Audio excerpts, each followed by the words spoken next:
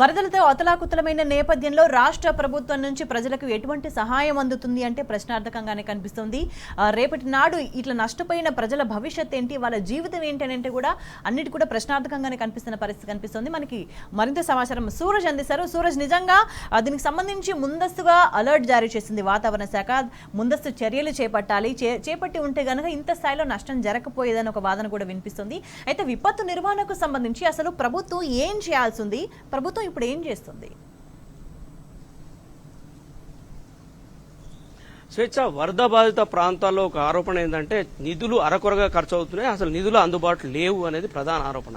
దీని కనుక చూస్తే అసలు ముందస్తుగా ఈ వరద ముంపుకు సంబంధించిన సమాచారం అందుకోగానే డిజాస్టర్ మేనేజ్మెంట్ కి సంబంధించిన కమిషనర్ అందరూ కలెక్టర్లతో వెంటనే కనెక్ట్ అయిపోయేసి వాళ్లకు ఆదేశాలు జారీ చేయాల్సి ఉంటుంది. ఆ తర్వాత ఎక్కడికక్కడ జిల్లాల్లో డిస్టిక్ రిలీఫ్ ఆఫీసర్లు ఉంటారు, వాళ్ళందరినీ కూడా రంగంలోకి దించి ముందు ముసాయిదా ప్రతిపాదనలు వాళ్ళ నుంచి తీసుకోవాల్సి ఉంటుంది. ఎక్కడెక్కడ ఎలాంటి నష్టం జరిగింది, నష్టం అంచనా ఏంటనే దానికి సంబంధించిన ఒక ఫీడ్బ్యాక్ తీసుకోవాల్సి ఉంటుంది. ఆ తర్వాత ప్రభుత్వం దగ్గర డిజాస్టర్ మేనేజ్మెంట్ సంబంధించి నిధులు కేంద్ర ప్రభుత్వం నుంచి 75% వస్తాయి, అవి ముందస్తుగానే అందుబాటులో ఉంటాయి.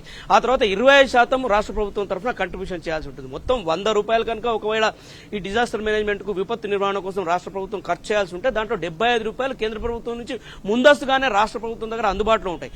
దీంట్లో నుంచి తీసి వెంటనే ఖర్చు చేయాల్సి ఉంటుంది. కానీ ఆ పరిస్థితి ఇక్కడ కనిపించట్లేదు. ఎందుకంటే ఇప్పటికీ యంత్రాంగం అప్రమత్తం కాలేదనే ఒక ఆరోపణ, అపవాదు స్పష్టంగా వినిపిస్తుంది. జిల్లా కలెక్టర్లకు కమిషనర్ నుంచి ఆదేశాలు వెళ్లాయా, మరి కలెక్టర్లు సంబంధిత జిల్లాలకు సంబంధించి డిస్టిక్ రిలీఫ్ ఆఫీసర్లతో మాట్లాడారా, వాళ్లను నష్టపరిహారం అంచనా వేయడానికి పురమాయించారా లేదా అనే స్పష్టత ఇంకా సచివాలయ వర్గాల్లో లేకపోవడం అనేది పెద్ద ఆశ్చర్యకరమైన అంశంగా విశ్లేషకులు భావిస్తున్నారు. ఇందుకు సంబంధించి ప్రభుత్వం పూర్తిగా వైఫల్యం చెందింది. ఒక ముసాయిదా ప్రతిపాదన తీసుకోవాల్సి ఉండింది. ప్రతి జిల్లాలో ఎక్కడెక్కడైతే వరద ముంపుకు గురయ్యాయో అక్కడ నష్టం జరిగిన అంచనా ఏంటి, ప్రాణ నష్టం ఏంటి, అక్కడ ఆస్తి నష్టం ఏంటి, లేదా అక్కడ జరిగిన పశువుల నష్టం ఏంటి, దీనికి సంబంధించిన అన్ని వివరాలను ప్రాథమిక స్థాయిలో సేకరించి ప్రభుత్వానికి ప్రతిపాదన పంపించాల్సి ఉంటుంది. ఆ తర్వాత మళ్ళీ కొంతకాలం అంటే వాటర్ అంతా కూడా రిసీడ్ అయిపోయిన తర్వాత పూర్తి స్థాయిలో క్షేత్రస్థాయిలో పరిశీలనకు వెళ్లి అధ్యయనం చేసి ఒక నివేదిక తయారు చేసి ఆ తర్వాత రాష్ట్ర ప్రభుత్వాన్ని పంపడం, రాష్ట్ర ప్రభుత్వం కేంద్ర ప్రభుత్వాన్ని పంపి సాయం కోరే అంశం అది వేరే అంకం. ఆ అంకం కంటే ముందు జరగాల్సింది ఏంటంటే ఒక ప్రతిపాదన ముందే క్షేత్రస్థాయి నుంచి అధికారుల నుంచి ప్రభుత్వానికి రావాల్సి ఉండింది. ఇది జరగలేదని చెప్పేసి తెలుస్తుంది. అయితే నిధుల కొరత మాత్రం ఎట్టి పరిస్థితిలో ఉండదు డిజాస్టర్ మేనేజ్మెంట్ సంబంధించి. ఎందుకంటే కేంద్ర ప్రభుత్వం ఎప్పటికప్పటికీ రాష్ట్ర ప్రభుత్వాల దగ్గర ఇందుకు సంబంధించిన విపత్తు నిర్వహణ ఖర్చుల కోసం విపత్తు నిర్వహణ నిధిని రాష్ట్రాల దగ్గర సమకూర్చి పెడుతుంది. దాదాపుగా 70% నిధులు కేంద్ర ప్రభుత్వం నుంచి అంతాయి. లాస్ట్ ఇయర్ కనుక ఖర్చు కాకపోతే కేంద్ర హోంమంత్రిత్వ శాఖతో కనుక సంప్రదింపులు జరిపితే లాస్ట్ ఇయర్ అమౌంట్ కూడా ఈ ఇయర్ అమౌంట్ కు జమ చేసి మొత్తంగా అక్యుములేట్ చేసి ఆ నిధులను రాష్ట్ర ప్రభుత్వాలకు కేంద్ర ప్రభుత్వం అందుబాటులో ఉంచుతుంది. ఈ అన్ని వెసులుబాట్లు ఉన్న నేపథ్యంలో నిధులు అరకొరగా ఖర్చు చేస్తుంది ప్రభుత్వం అనే ఒక ఆరోపణ వెలువడడం పట్ల విశ్లేషకులు పూర్తిస్థాయిగా విస్మయం వ్యక్తం చేస్తున్నారు. అంటే ప్రభుత్వంలో అవగాహన రాహిత్యం స్పష్టంగా కనిపిస్తుంది అనేది ఒక అంచనా. పైనుంచి కింది స్థాయి అధికారులకు ఆదేశాలు వెళ్తే కింది స్థాయి అధికారులు క్షేత్రస్థాయిలో కనుక పర్యటించి నష్టం అంచనా వేసి ప్రభుత్వానికి ఫీడ్బ్యాక్ రూపంలో పంపించి ఉంటే కనుక ఇవాళ ప్రజలకు అన్ని రకాలుగా సహాయ చర్యలు పూర్తి స్థాయిలో అందే అవకాశాలు ఉండేవి.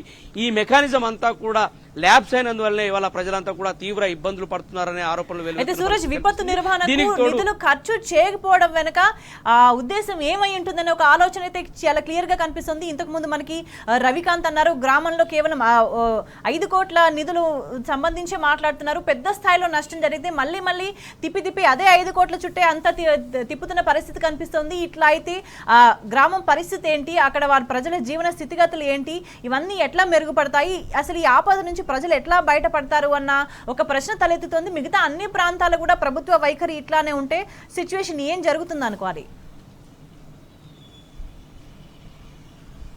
అంటే స్వేచ్ఛ అదే చెప్తున్నాను, ఎమర్జెన్సీగా అప్పటికప్పుడు ముసాయిదా ప్రతిపాదనలు ప్రభుత్వం తెప్పించుకోవాల్సి ఉంటుంది. అప్పటికప్పుడు నిధుల కొరత లేకుండా, ఎందుకంటే చాలా సంకట పరిస్థితుల్లో ప్రజలు ఉంటారు, వాళ్ళు అప్పటికప్పుడు సాయం అందించాల్సిన తక్షణ అవసరాల్లో ప్రజలు ఉంటారు కనుక అప్పటికప్పుడు ప్రభుత్వాలు స్పందించి పైన ప్రభుత్వ యంత్రాంగం కావచ్చు, మంత్రులు కావచ్చు, ముఖ్యమంత్రి కావచ్చు, ఎప్పటికప్పుడు కింద స్థాయి అధికారులకు సూచనలు ఇస్తూ వాళ్ళ నుంచి ఫీడ్బ్యాక్ తీసుకుంటూ ఇది ఒక నిరంతర ప్రక్రియగా ఒక యుద్ధ ప్రాతిపదికన జరిగితే కానీ క్షేత్రస్థాయిలో ప్రజలకు అసౌకర్యం కలగకుండా ఉండే అవకాశాలు ఉంటాయి. కానీ ఇందులో ఏమాత్రం మిస్టేక్ జరిగినా ఏమాత్రం చిన్న అవకతవక జరిగినా, ఏమాత్రం చిన్న లోపం జరిగినా కానీ పెద్ద ఎత్తున దీని ప్రభావం ప్రజల మీద లేదా బాధితుల మీద కనిపించే అవకాశాలు ఉంటాయి. ప్రస్తుతం ఇదే జరిగిందని చెప్పాల్సి ఉంటుంది. సరైన సమయంలో కనుక ప్రభుత్వ యంత్రాంగం స్పందించి ఉంటే, మంత్రులు స్పందించి ఉంటే, లేదా పై స్థాయిలో ముఖ్యమంత్రి స్థాయిలో కూడా స్పందించి ఉంటే ఖచ్చితంగా ఈ ఫీడ్బ్యాక్ మెకానిజం అనేది అప్రమత్తమై ఉండేది.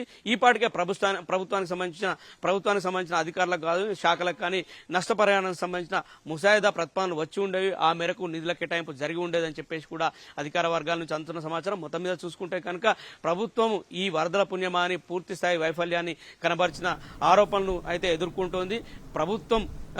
కాంగ్రెస్ ప్రభుత్వంలోకి రాకముందు చెప్పింది ఏంటి, ప్రభుత్వంలోకి వచ్చినాక చేస్తుంది ఏంటి, ఇదేనా ప్రజాపాలన అని నిలదీసే పరిస్థితులు కూడా చాలా స్పష్టంగా నెలకొని ఉన్నాయి. అటు ముఖ్యమంత్రి తాజాగా రెండో వివాదంలో కూడా ఇరుక్కున్నారు. ఖమ్మం పర్యటిస్తున్న ఆయన జనాల్లోకి వెళ్లేటప్పుడు, గ్రామాల్లోకి వెళ్లేటప్పుడు, బాధితుల దగ్గర వెళ్లేటప్పుడు, వరద ప్రాంతాలకు వెళ్లేటప్పుడు వెళ్లాల్సిన పద్ధతిలో వెళ్ళకపోవడము, జీపు దిగకపోవడం వివాదాస్పదంగా మారింది.